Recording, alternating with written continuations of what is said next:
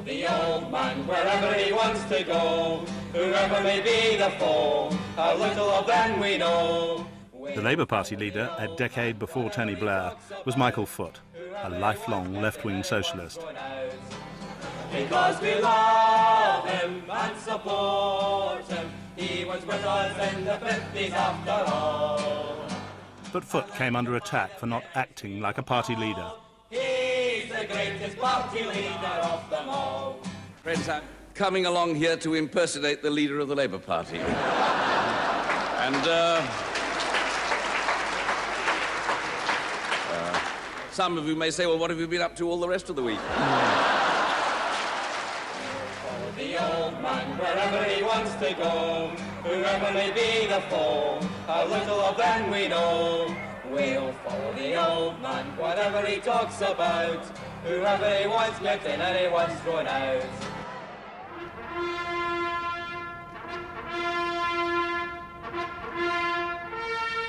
The Cenotaph in Whitehall, November 1981. Michael Foot, then aged 68, attends his first Remembrance Day ceremony as Labour leader. The way he looked at the Cenotaph was to cause one of the biggest political rows of his life. He was never to receive a larger postbag of protest. Foot was accused of showing disrespect by turning up in a donkey jacket. The incident was to dog his time as leader. The impression he gave was not that of an alternative Prime Minister to Margaret Thatcher, claimed his critics. Well, just have a look. I don't think there's anything wrong with the impression now. Even now, you know, after all the talk. What's wrong with the coat? Many absurd things have happened to me in my life, but nothing more absurd than to be accused of some crime because I wore a coat like that on a very cold day. I marched past there many times there, you know. Up Downing Street and Downing Street. And as I walked past there then, I thought, of course, what would really happen if I shouted out what I'd had shouted out when I'd been on the marches. Maggie, Maggie, Maggie, out, out, out. Now that would have caused a sensation, wouldn't it? A real sensation. This was a fake sensation. And so I restrained myself. I didn't say any such thing, but it was tempting. Michael Foot's life has been one long protest march. No Ban the Bomb rally was complete without him. But he's also a man of many paradoxes. He's both a rebel and a loyalist, a tub-thumping orator and a literary scholar. And though he's a grizzled veteran of Labour's many civil wars, his own brand of socialism has always been difficult to define. You've never been a pacifist, have you? Well, you're not a pacifist. I'm not a pacifist, no. And you've never had any sympathy with communism as a doctrine, or totalitarianism. You've never flirted with that, have you? I've never been a communist. You're not really a Marxist, are you? I'm a bit more of a Marxist, I would have thought. And you're not a Christian socialist? No. Well, then, where is the mainspring of your socialism? What kind of socialist are you? Well, I don't know what kind of label you put on it. I'm a libertarian socialist. A libertarian socialist? I believe that socialism is the way to get the greatest freedom for individuals. There's a touch of Jesus about him.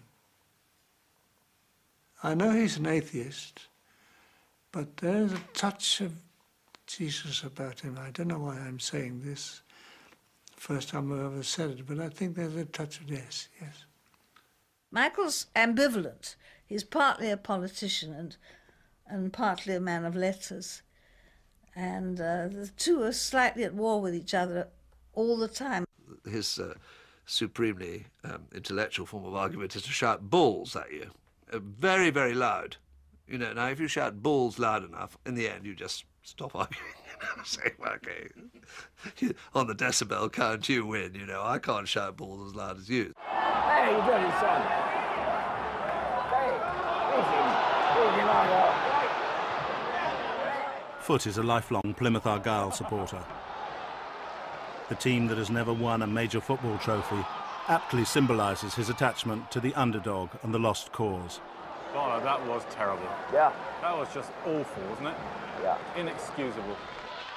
The Foot family have been coming to watch the Pilgrims play for the past 80 years. For Michael Foot and his brothers were born and bred in Plymouth. He was the fifth of 7 Foot children. They inherited from their parents a radical temperament and a fiery ability with words. Foot's father was a Liberal MP, a campaigner against alcohol, and a bibliophile. Isaac Foot owned the largest private library in Britain, containing 100,000 volumes. For although he was a teetotaler, he was a compulsive book addict. In a sense, it was out of control, but even so, if you're going to be a drunkard, that's the best kind of drunkard to be. And are you like that as far as books are concerned? No, do you have to smuggle them in so that Jill doesn't realise? No, I'm much more controlled than that. You asked her. She doesn't think I am, but I am. Compared with my father, I am an abstemious. I'm abstemious itself. Michael obviously inherited the obsession. I mean, it is an obsession. I mean, he has the same trouble getting books into his house now with Jill that his father had with his mother. You know, you cannot bring any more books into his house. And they were very serious about it. I mean, Jill's very serious about it. Jill rings me up. I have secret meetings over there, you know, where she gives me books. I mean, she says, you come round at this time and I'll give you the Thackeray's. So I've got the Thackeray's next door. Michael Foot's library, even minus the Thackeray's, is impressive. His great literary heroes are the Romantic poets, the political satirists, and the essayists of the 18th and 19th centuries. I can't imagine what life would have been like if I hadn't been introduced to William Hazlitt and Jonathan Swift and Benjamin Disraeli and Byron here. But these books, you know, these people, they're living companions. You can learn more about some of these people than you can about people that you're living with now.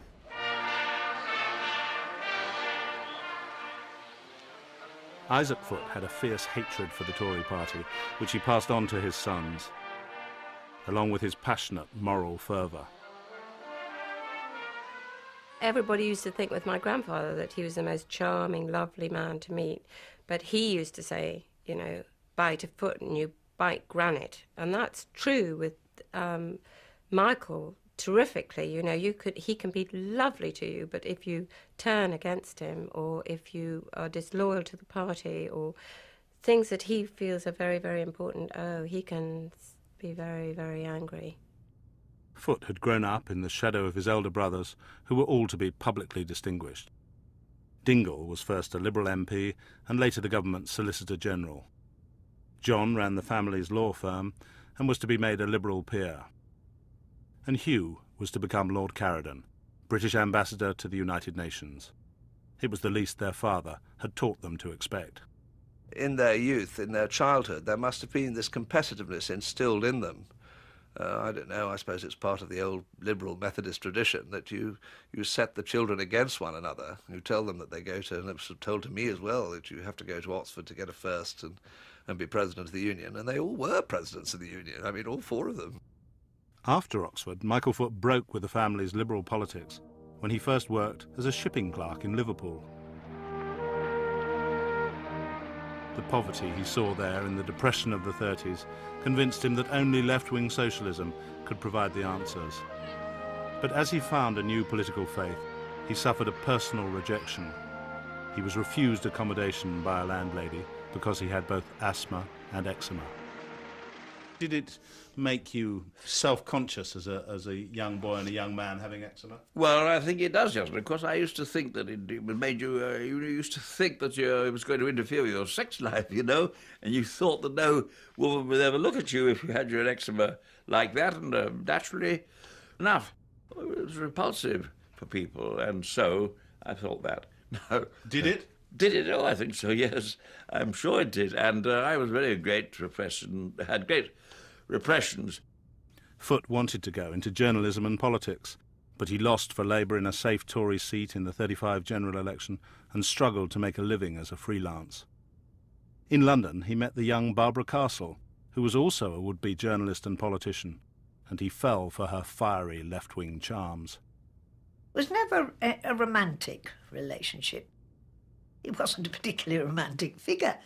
He got, and not that that mattered to me, but I mean, he's still got this terrible asthma and the eczema that goes with it, and he always looks scruffy. But I don't know, there was something that attracted us to each other. We both have the same ideas of what we thought socialism should be. We were just about the same age. We'd had the same ideas of how we thought it should be a real, strong, belligerent Labour Party that we wanted to see built up. Foot and Castle would go on marches together, demonstrating against the rise of fascism in Europe. And in 1937 they were both given jobs on a new left-wing weekly called Tribune by its founder, Aneurin Bevan. The Welsh firebrand became Foot's mentor and lifelong hero, with his passionate belief that in left-wing socialism he had the answer to the nation's problems. We have found it, and for God's sake, let's hold our heads up and apply it with all the courage we possess.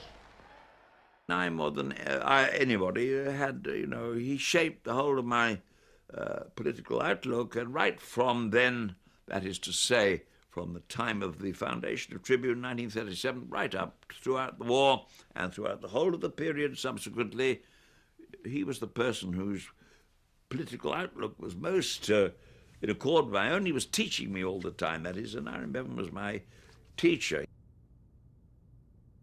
I suppose I must have been always aware that inside that rather untidy chrysalis there was a beautiful creature waiting to emerge, and that, of course, he did. When Aneurin Bevan, whom he adored and who greatly believed in Michael, introduced him to Beaverbrook. Lord Beaverbrook, the millionaire Tory press proprietor, became a much more unlikely hero for Foot. Beaverbrook liked to collect together striking women, intellectual men and senior Tories for weekends at his Surrey country house. And to add spice, he would invite young left-wingers like Michael Foot. And of course he loved the glitter of that circle with all clevers, like H.G. Wells, all sorts of people there and beautiful women floating around. He loved it. I don't blame him. You always got good champagne, I must say, at Beaverbrook's house. We did justice that was to anything that was set before us, and of course it was a kind of life of luxury that something I never ever dreamt existed. Impressed by Foot's radical journalism, Beaverbrook gave him a column on the Evening Standard, a key newspaper in his powerful Daily Express empire.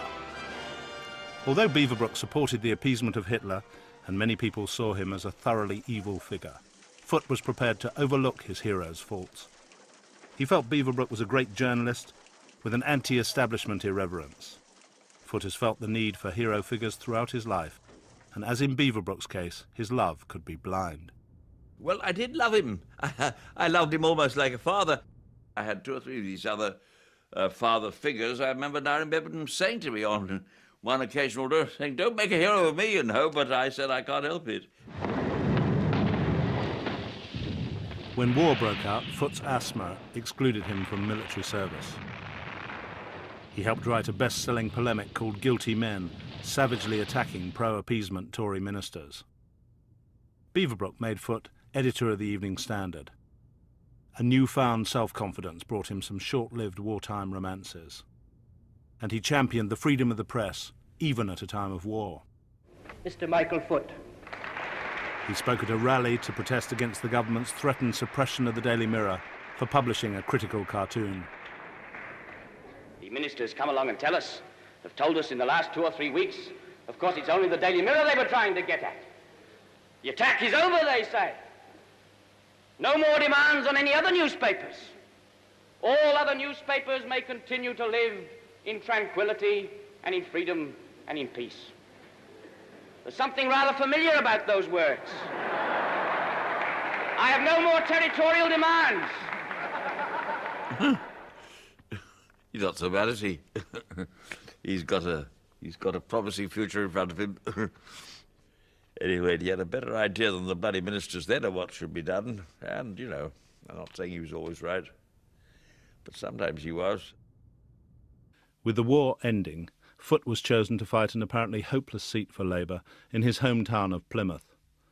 As he prepared for the 1945 general election campaign, he was contacted by a young woman. She was Jill Craigie, a left-wing socialist and one of the very few female film directors. She wanted to film Foot in Plymouth during the election.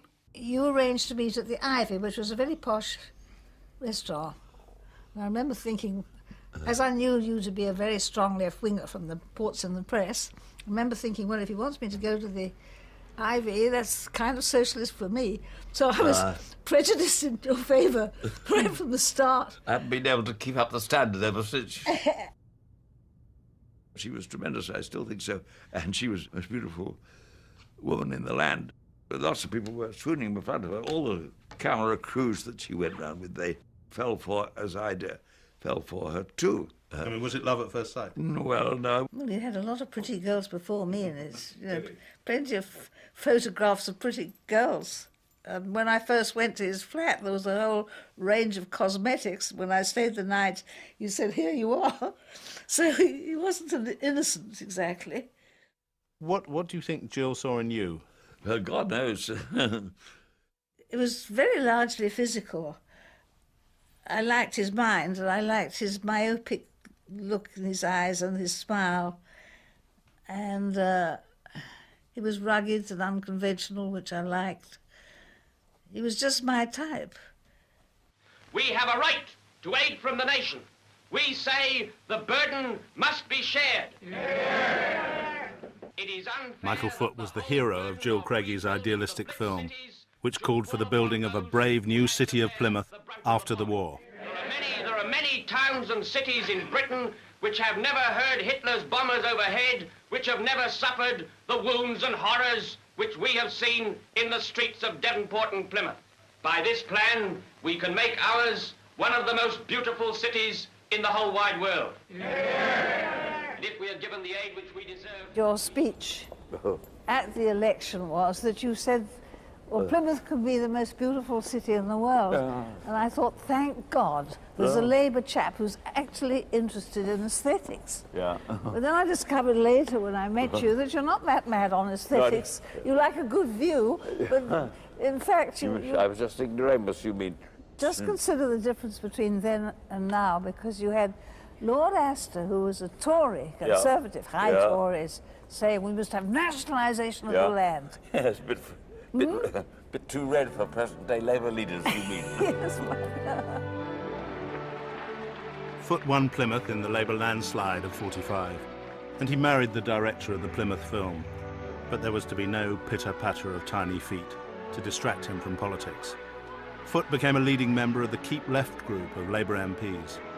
And in the civil war which broke out in the party after Labour lost power in 1951, Foot was the loyal tribune and propagandist for his hero Nye Bevan. Bevan and his wife Jenny Lee, who were both MPs, led the forces of the left in a battle for the soul of the Labour Party against the right-wing leader Hugh Gaitskell. Gaitskell wanted to create a new Labour Party and drop old socialist policies like nationalisation or public ownership. I think the Labour Party can be rebuilt on the basis of showing to people the real meaning of public ownership, and if a leader himself doesn't agree with that proposition, well, then I don't think he's the proper leader for the party. Burn the bomb! The H-bomb was another bitterly divisive issue between the left and the right. While Gaitskell favoured keeping the British deterrent, Foot was a convinced unilateral disarmer. I remember when I first met him, we were all very CND, and I was very left-wing those days. And the march, I joined it just outside London, and I walked through. I didn't know he was at the head of the field, so I kept marching until I joined him. And I said, hello, Michael. He said, my God, it's you. I didn't know who he thought I was, but I was apparently you. And we were attracted towards each other. We were meant to be friends. We just chatted. When two personalities collide for the first time and have no antecedents to their meeting. So you just had a nice day, and what are we going to say on Trafalgar Square? Have you got your speech? No, Spike, I haven't. No, I've got it in my head. So I believe the first big significance of this tremendous march and of this tremendous movement is that it is a mighty upsurge of democratic protest against the military dictatorship. But much to Foot's sadness, missing from the thousands in the square was his left-wing hero, Nye Bevan. In an attempt to unite the Labour Party, Gaitskell had made Bevan Shadow Foreign Secretary. And at the Labour Party conference of 1957, Bevan had decided to reverse his previous position and attack the unilateralist resolution that Foot supported. That if you carry this resolution and they don't run away from it, you'll send a British Foreign Secretary, whoever he was, naked into the conference chamber. What you are saying, that the British Labour movement decides unilaterally that this country contracts out of all its commitments and obligations entered into with other countries and members of the Commonwealth without consultation at all, and you call that statesmanship? I call it an emotional spasm. Of course, I heard the whole speech up in the gallery. I was listening, and it was a terrifying moment, one of the most terrifying moments in my political life. But I didn't question his sincerity, you know.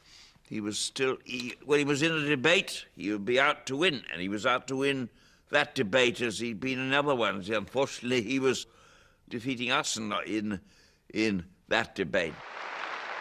Although Bevan's speech won plaudits from Gaitskell, it led to a bitter rift with Foot. He attacked Bevan in Tribune, where he was back as editor, having lost his seat at Plymouth. The two men were only reconciled shortly before Bevan's death in 1960. Bevan's South Wales constituency of Ebbw Vale selected Foot to fight the by-election. The chain-smoking Foot stood as an uncompromising left-winger, pro-CND and anti-Hugh Gaitskell. Now, how about the discipline in the Parliamentary Labour Party on the H-bomb? Would you defy the party whips to vote against the H-bomb? Well, we'll have to wait and see what we get when we get there. I don't think that they would have any right, the whips, to deny me the right to vote according to the pledges that I've given in this election. The new MP for Ebbw Vale was soon to lose the whip for his left-wing rebelliousness. He embarked on writing an official biography of Bevan, but 3 years after the by-election came a terrible car crash. Foot had been driving up from Ebbw Vale with his wife. We went into a lorry and was smashed up. Michael nearly lost his life. I didn't know about that. They wouldn't show me the newspapers, but I'm told subsequently that they were all writing his obituary, and his friends were writing his obituary with tears in their eyes. But I recovered from it, and it was, as it turned out, very good things happened to me on account of the car crash. One, I gave up smoking because I couldn't smoke anymore, and that was a very good thing to do. I should have done that long before. It took me some time to get used to it. Next, I started reading Montaigne in hospital. The aftermath of the crash demonstrated both his physical resilience and his remarkable ability to see the bright side of adversity. He was to spend 3 months in convalescence together with his wife Jill. But when the Ebbw Vale MP then went back to work at the Daily Herald newspaper, where he wrote a column, he was promptly sacked. It was a bit of a blow then, but again it turns out very fortunate for me, but because of that I got the job of book critic on the Evening Standard, which I had for 10 years. Best job I've ever had in my life in a kind of way, because you could pick the book you wanted to read and write about, and so in a kind of way, everything that happened at that accident turned out well for me. Foot's fellow Bevanite, Harold Wilson, became Labour Prime Minister in 1964. Foot had written a brief but adulatory biography of Wilson, but he spurned the chance of a ministerial job. In contrast to his old friend Barbara Castle, Foot preferred to remain on the outside, as a consistent critic of the government and the not-so-still voice of Wilson's left-wing conscience. Governments must choose. That's what Barbara keeps telling us quite rightly. They must choose between an old, orthodox, deflationary policy and an up-to-date, full-employment socialist policy. That's what the government's got to choose about. And so far, it's made the wrong choice. That was the first real period of breach between Michael and me, because I went into government because I believe, you see, I'm not interested in standing on the sidelines and jeering at the fellow or woman who's trying to do a job. I believe you should be in there. What we've got to do is to use this conference, readopt the socialist policies which can reinvigorate our movement and enable us to win that next election instead of submitting to the defeatism that is all around us at the present time. I say we can break out of it, but we will only break out of it if we have faith in our own principles, not in the principles of our enemies. Michael Foot, surely the most effective rostrum speaker in any of the parties. Pretty good speech, I think, don't you? And like they thought, I think it was pretty good. And quite right, too. And I'm in favour of people in the Labour Party making sure that we do stick on the lines. So I haven't anything to apologise for that one.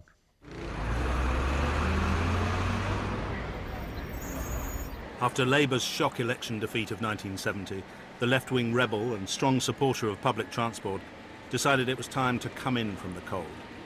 He won a seat in the shadow cabinet and sought to reconcile the party's divisions.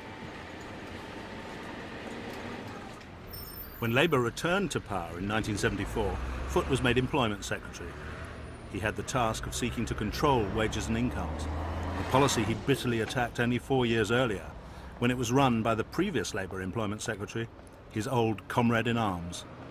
First time I went to see him with some... about the nurses' pay. And I went and he gave me a little lecture about inflation and how they've got to be wage restraint. You know, it was almost like hearing an echo of what one had said oneself in years gone by, but he had adopted it. And he didn't seem to find anything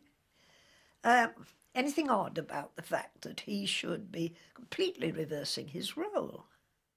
The difference is our wages and incomes policy was a much better one than hers. And it worked. You see, and it worked very well, especially, I may say, for the nurses. The Scottish coal miners had helped bring down the Tory government. But now Foot's policy as Employment Secretary was based on Labour's social contract and his close relations with the unions. The deal was that the unions would cooperate with the government in exchange for measures they wanted, like the Health and Safety at Work Act and equal pay for women. I know you call yourself a feminist. Indeed. And I think you are a great feminist in theory. But in fact, in practice, I don't think you are. All these charges now saying that I'm not a feminist is absolutely monstrous. I'm strongly in favour of women's rights.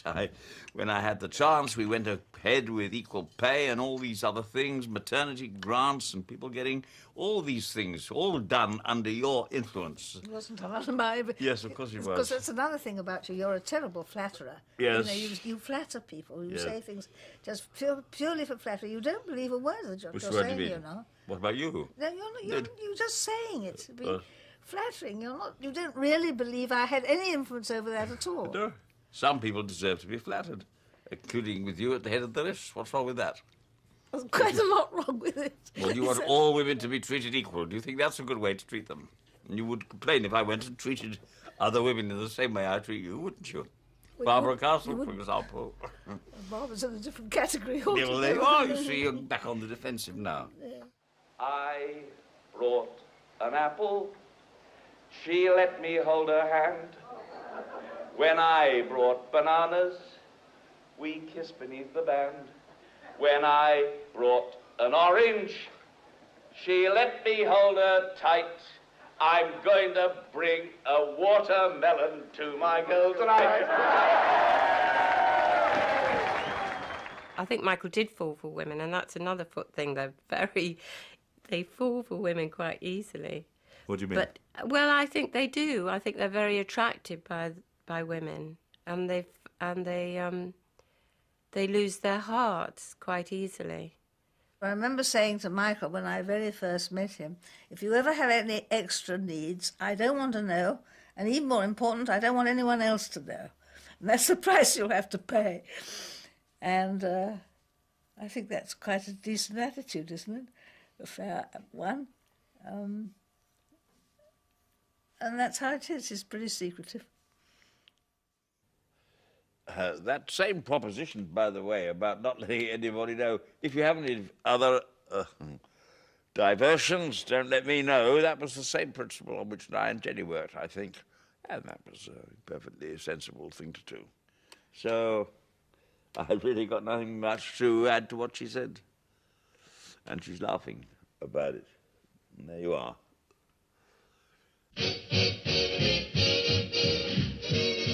Foote was enjoying his time as a minister.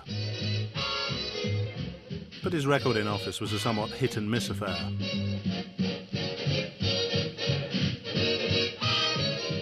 And the early honeymoon period with the trades unions was fast coming to an end. Foote's own constituents in Ebbw Vale marched in angry protest when the government decided to close down the uneconomic steelworks, the area's main employer. I'll tell you the truth as I've always told you the truth, and I believe the people are... You don't do that! Because what we've got to do... What we've got to do is to... What we've got to do is to save the future of Ebbw Vale and the Valley Towns. That's what I'm seeking to do. Jim Callaghan became Labour Prime Minister after Harold Wilson's sudden resignation. He took over a minority government in deep economic crisis. And he made Michael Foot Leader of the House with the task of cobbling together parliamentary deals to try and keep the government in office. What are we going to do now? We'll carry on. What do you think were the biggest mistakes that you made in your time as a Cabinet Minister? Biggest mistakes is a very difficult question.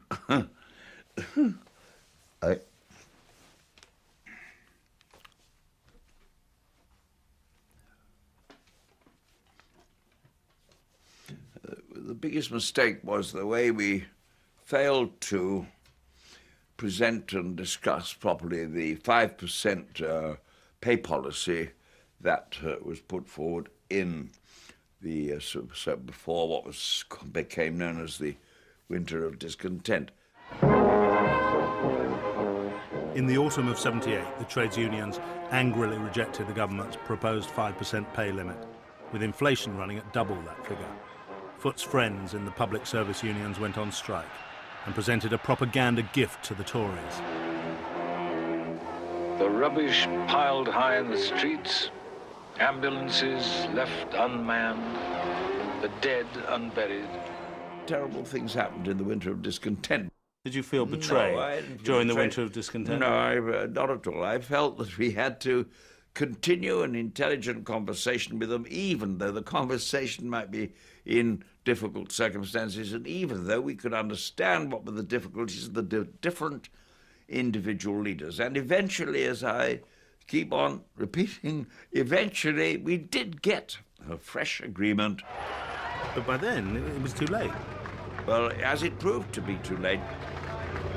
The Tories' decisive election victory in 1979 once again plunged Labour into a bitter internal battle for the soul of the party. The commander of the left was Tony Benn, who concentrated his fire on the Labour right. They have nothing to offer. And if you want to know what the real unwritten news story of the last few years is, it is that the right wing of the Labour Party are bankrupt.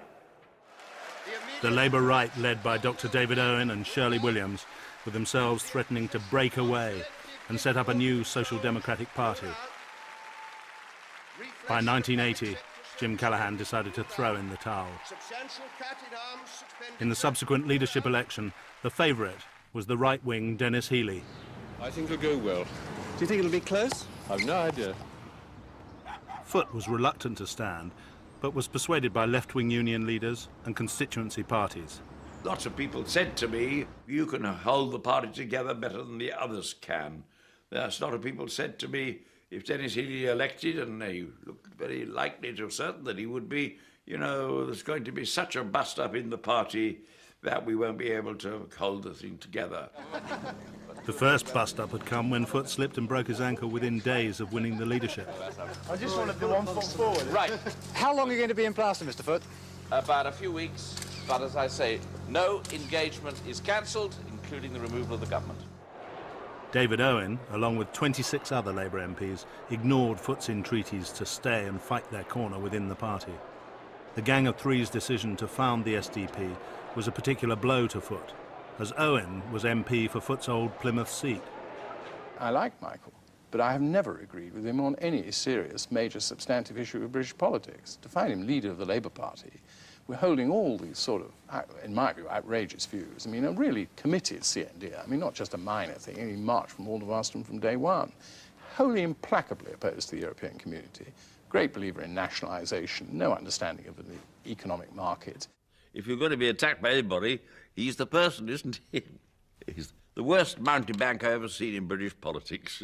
Who believes anything that Dennis, what's he called, David Owen, believes? He was given a peerage by Mr. Major for services to the Conservative Party. He sits in the Lord as one of Mr. Major's nominees, and I must say he's earned that one.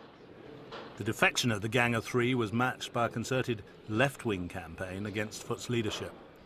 It was led by his old friend Tony Benn, a highly skilled political organiser who allied himself with the activists of the far left. The Trotskyist militant tendency had infiltrated the Labour Party. But when Denis Healey and Michael Foot eventually sought to have Militant expelled from the party, they were opposed on Labour's ruling National Executive Committee by Benn and his allies. Tony Benn and some of the others were using the machine in a way that I thought was absolutely scandalous. We had every month a meeting of the National Executive, which instead of being a meeting of the executive of the party, was turned into an absolute gift to the Daily Mail, the Daily Express, and all the most bitter enemies of the party. They had all the journalists outside waiting for the latest meeting of the National Executive to feed the kind of stuff that suited them. Well, they'll try, but it won't work. So I would say to people, well, I think the people who moved it will hope it leads to expulsions, but it won't succeed. And so I'd say to people at home, particularly good Labour people, don't worry. They got rid of Cripps and Bevan and Foot, and they all came back. And if they get rid of anybody this time, they'll all be back. So don't worry. Big smile, please, sir. Right. Mr. Foot, round behind you, please. Foot was no match for the wily Tony Benn on the media. That's what you said. Too serious for us. Much too serious. I think Michael became a sort of living parenthesis. He would hardly be able to speak on those awful, sort of political programs without constantly thinking, well, I mustn't upset the unions, I mustn't upset this person, I don't want to be unpleasant to this person, I do. And so his sentences got longer and longer, and the parentheses in the sentences got longer and longer because of all the pressures he felt. And because he's such an overwhelmingly generous man, intellectually generous, he found it very difficult to take a hard and tough line and say, well, this is clear, what I'm saying on this is absolutely clear, I'm going to say it in 2 sentences, and I don't care who's upset by it. I'm a leader of the party, and I hope we won't have any expulsions from the Labour Party, because I hate expulsions. Some people used to try and expel me in the old days. They tried to expel more eminent people than myself. Aaron Bevan, they tried to expel him once, but after he died, they had a commemoration, for him, and said he was the greatest statesman of the age, as I think pretty well he was. So you have to be very careful about expulsions. When you became leader, it was television that was seen as one of your problems. Yes, well, it certainly was a problem, and I don't think I solved it, and I should have listened to lots of people who were telling me how to solve it better, and I should have done that, no doubt. But, I didn't really think I had the time for it or that I could change. I was much too late to change by then. So that was a general disability that I had as a leader. One thing he said to me, I said, what's good about being the opposition leader? What's the best part of it, he said? The car, Spike. I said, do you use it in opportunity? He said, oh, yes. Been up to the Lake District. Yes. Right, here we are. Now, where's the driver? So, get in. In the summer of '82, Foot first met Tony Blair, the Labour candidate in the by-election at Beaconsfield in Buckinghamshire. It was a safe Tory seat, made safer by the Falklands factor. Tony Blair joined the Labour Party, by the way, when I was leader. Some people forget that. Maybe he'd forgotten it too, but there you are. Labour chose its candidate to match the tastes of the electors of Beaconsfield.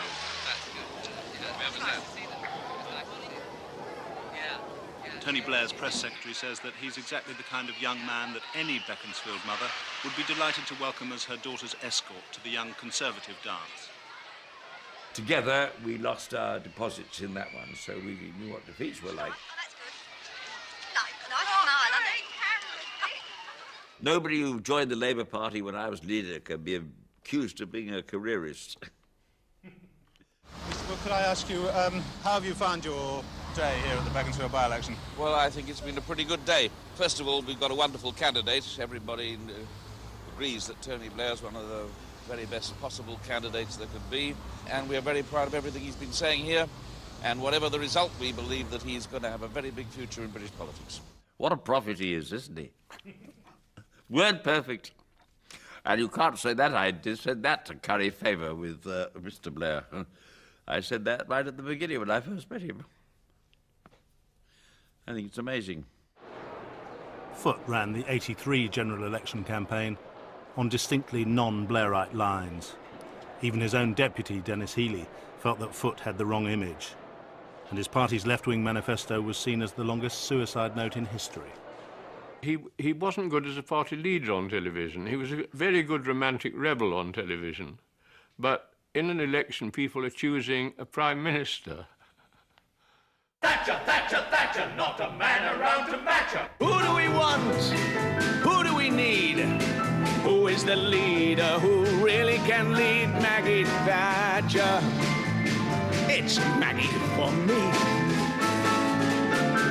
We want a government at Westminster that really sets its energies and its imagination to the task of stopping the nuclear arms race and having a...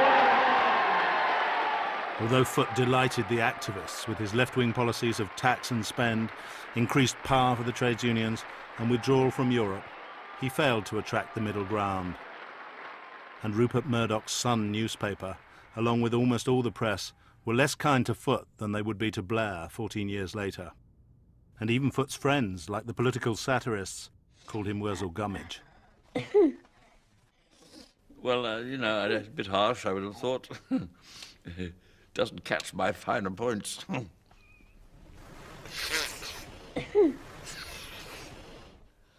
But obviously didn't help with the voters, did it?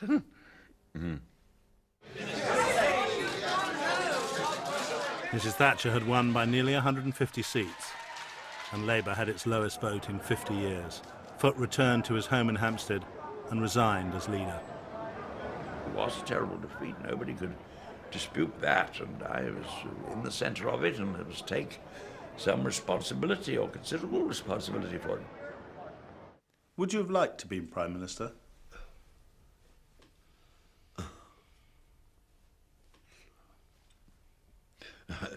I don't think I ever really considered it, because I don't think it was heaven on the cards.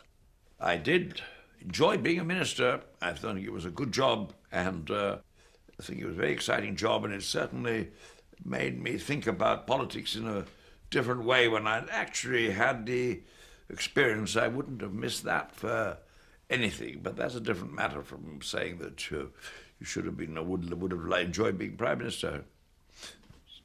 But I think I would have done it quite well. Do you? Yes.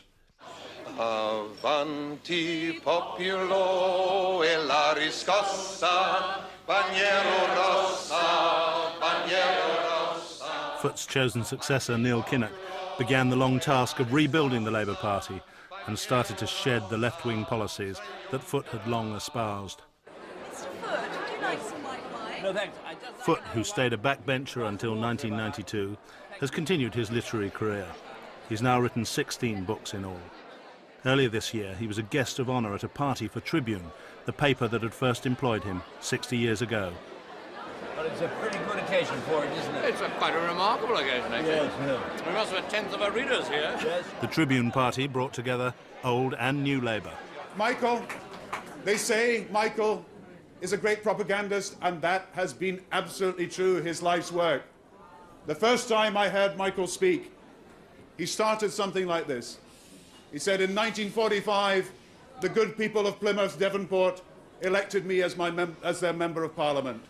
In 1955, the bastards threw me out.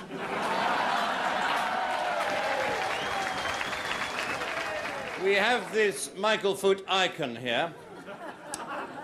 It's a knitted doll of Michael Foot.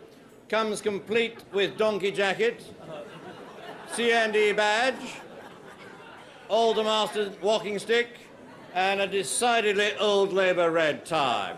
There's been a strand of intelligent, democratic socialism that's kept going all through, and it's that what's going to see us through. And that Socialism's almost a dirty word today. Well, it's not with me and you, and No, it's I not know, but we're old it's- Labour. Well, We're no. old Labour. Michael Foot went to his first election meeting at the age of 6 in 1919, 5 years before the first Labour government was elected. In this year's general election, Foot and his wife loyally supported New Labour, even though they've seen the socialist policies they've spent a lifetime fighting for discarded by Tony Blair in the effort to make the party electable. Angela Evans-Smith, Labour, 29... Hey, that's it. Good old Basildon. Foot and his friend Melvyn Bragg were giving a joint election night party in Hampstead.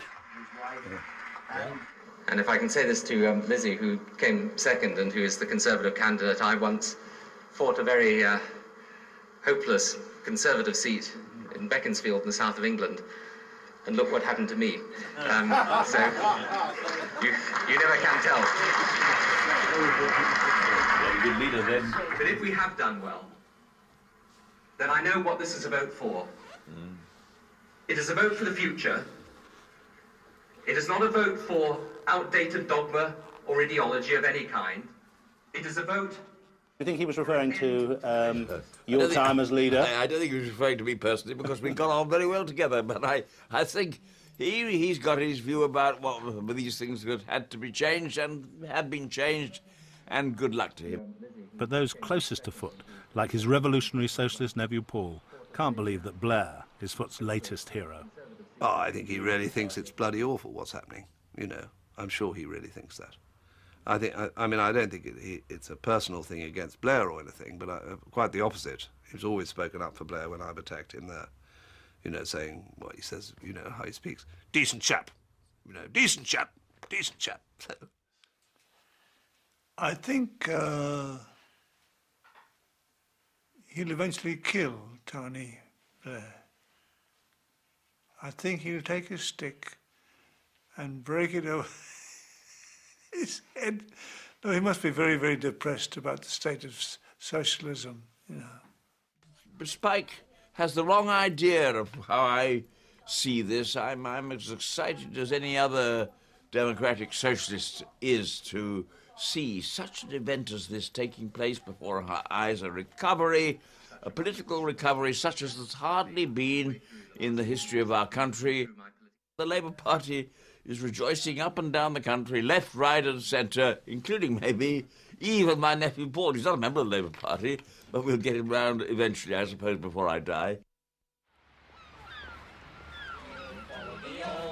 Wherever he wants to go, whoever may be the foe, how little of them we know. We'll follow the old man, whatever he talks about, whoever he wants kept in and he wants thrown out. Because we love him and support him, he was with us in the 50s after all. And like him by the day nights we recall, he's the greatest party leader